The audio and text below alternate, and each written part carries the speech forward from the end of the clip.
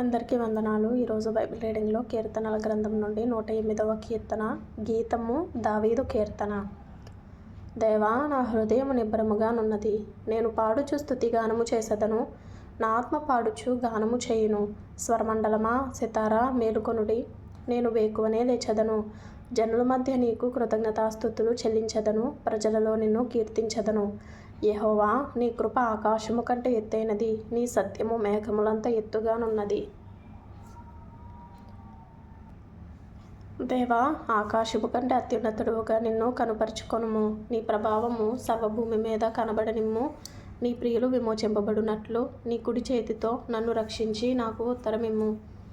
తన పరిశుద్ధత తోడని దేవుడు మాట ఇచ్చి ఉన్నాడు. నేను ప్రహర్షించెదను, షెకెమును పంచిపెట్టెదను, సుక్కోతు లోయను కొలిపించెదను. గిలాదు నాది, మనష్షే నాది. ఎఫ్రాయిము నాకు శిరస్త్రోణము, యూదా నా రాజదండము. మోయాబు నేను కాళ్ళు కడుగుకొను పల్లెము. ఎదోము మీదికి నా చెప్పు విసరవేయుదును. ఫిలిష్తీయును బట్టి జయోత్సవము చేసి ఉన్నాను. కోటగల పట్టణములోనికి నన్ను ఎవడు తోడుకొని పోవును? ఎదోములోనికి నన్నెవడు నడిపించును? దేవా, నీవు మమ్మను విడనాడి ఉన్నావు గదా. దేవా, మా సేనలతో కూడా నీవు బయలుదేరుట మానియున్నావు గదా. మనుషుల సహాయము వ్యర్థము. శత్రువులను జయించుటకు నీవు మాకు సహాయము దయచేయుము. దేవుని వలన మేము శూరకార్యములు జరిగించెదము. మా శత్రువులను అనగద్రొక్కువాడు ఆయనే. ఈ కీర్తనలో 12వ వచనం, 13వ వచనం ఇంపార్టెంట్ అయినవి. మనుషుల సహాయము వ్యర్థము. శత్రువులను జయించుటకు నీవు మాకు సహాయము దయచేయుము.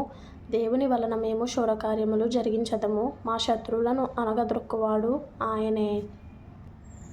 తరువాత అపోస్తలుల కార్యములు 18వ అధ్యాయం చదువుకుందాం.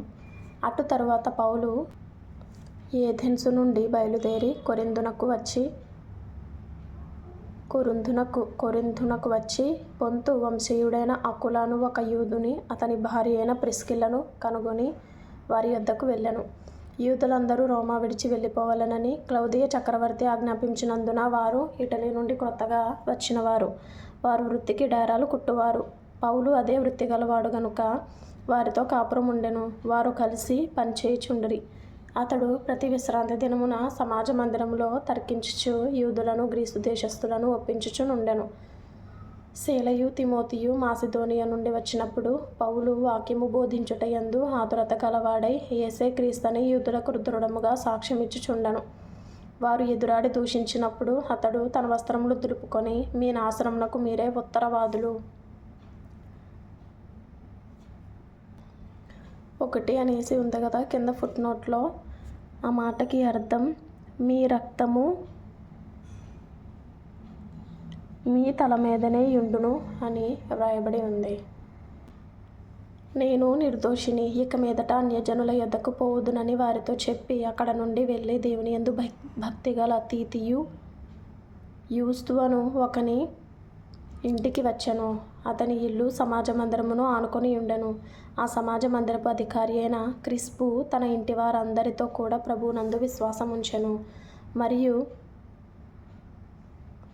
కొరింథీయులలో అనేకులు విని విశ్వసించి బాప్తిస్మము పొందిరి. రాత్రివేళ దర్శనమందు ప్రభువు, నీవు భయపడక మాటలాడుము, మౌనముగా ఉండకుము. నేను నీకు తోడై ఉన్నాను. నీకు హాని చేయుటకు నీ మీదికి ఎవడునూ రాడు. ఈ పట్టణములో నాకు బహుజనమున్నదని పౌలుతో చెప్పగా అతడు వారి మధ్య దేవుని వాక్యము బోధించుచు 1 సంవత్సరము మీద 6 నెలలు అక్కడ నివసించెను. గలియోను అకయకు అధిపతిగా ఉన్నప్పుడు యూదులు ఏకీభవించి పౌలు మీదికి లేచి న్యాయపీఠము ఎదుటకు అతని తీసుకొని వచ్చి, వీడు ధర్మశాస్త్రమునకు వ్యతిరేక్తముగా దేవుని ఆరాధించుటకు జనులను ప్రేరేపించుచున్నాడని చెప్పిరి.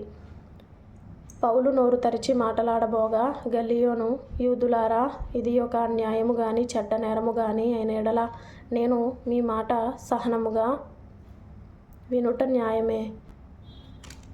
ఇది ఏదో ఒక ఉపదేశమును పేర్లను మీ ధర్మశాస్త్రమును గూర్చిన వాదమైతే మీరే దాన్ని చూచుకొనుడి. ఇలాంటి సంగతులను గూర్చి విమర్శ చేయుటకు నాకు మనసు లేదని యూదులతో చెప్పి వారిని న్యాయపీఠం ఎదుట నుండి తోలివేశను. అప్పుడు అందరూ సమాజ మందిరపు అధికారి అయిన సోస్తెనేసును పట్టుకొని న్యాయపీఠం ఎదుట కొట్టసాగిరి. అయితే గల్లియోను వీటిలో ఏ సంగతిని గూర్చి లక్ష్య పెట్టలేదు. పౌలు ఇంకనూ బహుదినములు అక్కడ ఉండిన తరువాత సహోదరుల యొద్ద సెలవు పుచ్చుకొని తనకు మొక్కుబడి ఉన్నందున కెంక్రేయలో తల వెంట్రుకలు కత్తిరించుకొని ఓడ ఎక్కి సిరియకు బయలుదేరెను.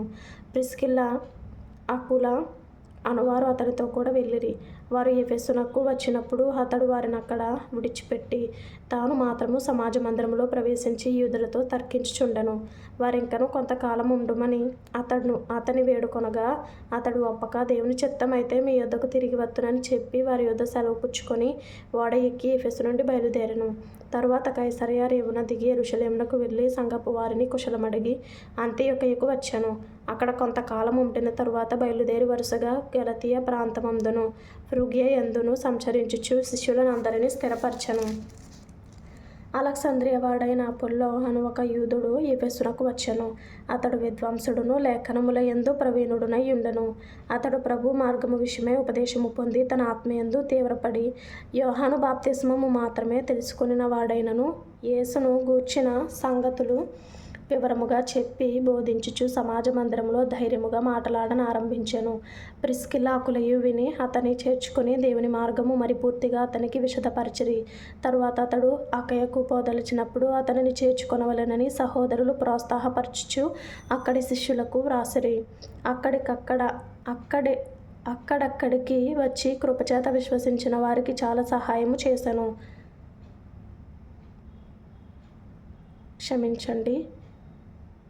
అతడక్కడికి వచ్చి కృపచేత విశ్వసించిన వారికి చాలా సహాయము చేసెను. యేసే క్రీస్తువని లేఖనముల ద్వారా అతడు దృష్టాంతపరిచి యూదుల వాదమును బహిరంగముగాను గట్టిగాను ఖండించుచూ వచ్చెను.